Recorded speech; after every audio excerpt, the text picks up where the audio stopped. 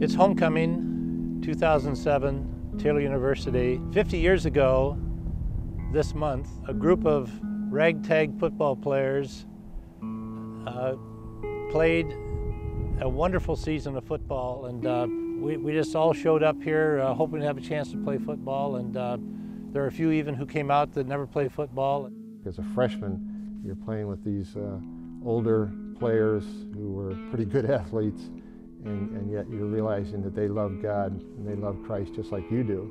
And so that was something that really drew us together right away. It was like I had reached Christian Camelot, because for the first time in my life, I was around hundreds and hundreds of people my age who were Christians. And so when I arrived here, it was just the most exciting thing that ever happened to my life.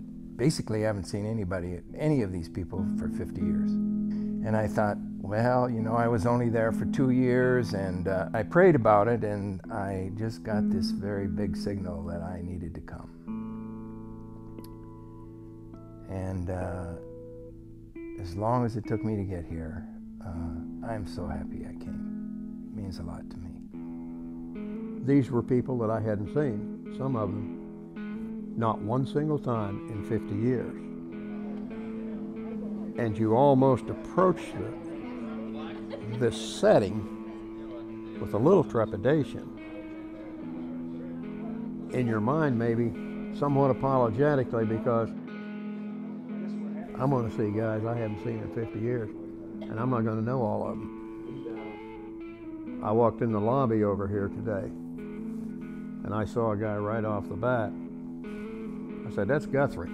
Last night at that motel, and to have come in there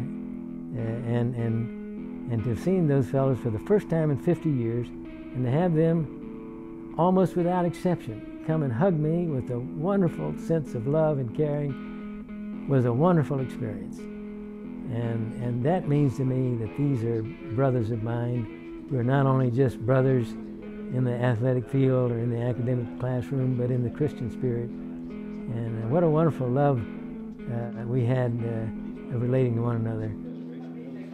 Good. You all got older. 50 years older. It's amazing. I know yours too. We're going to just go around the circle, and we're going to have each team member just tell about what's been happening in the last 50 years. And I was the first guy off of the beat to go and hit it, and yet dashed about 25 yards. And I ran down there and I hit that thing. It was just like hitting a concrete post.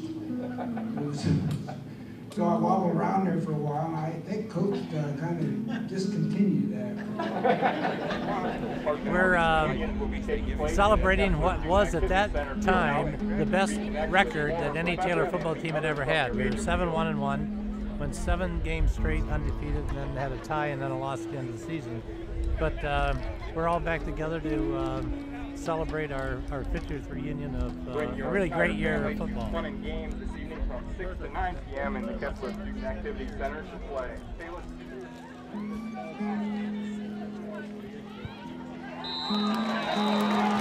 Nick Davis kicked it through the upright.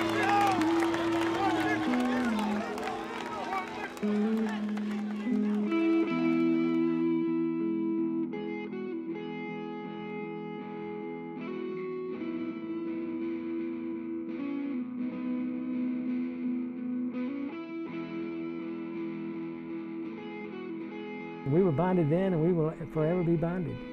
And you think about reunions. Will there be another 50-year reunion? Well, most of us are here today because we realize that the chances are this will never happen again, not even maybe at 60 years, and certainly not at 70 for most of us. Though we hope for longevity as best we can have it, but we do know that the greatest reunion in the heavenly realm is going to be unparalleled. And not only for our group here from Taylor, but for all the wonderful Christian friends we've known across the years. We circled the table at the pizza restaurant and held hands and sang, "Blessed be the ties that bind our hearts in Christian love." And that kind of summarized the weekend for all of us, because our hearts had been bonded in Christian love for 5 decades. It was like we had never been gone, never been apart from each other.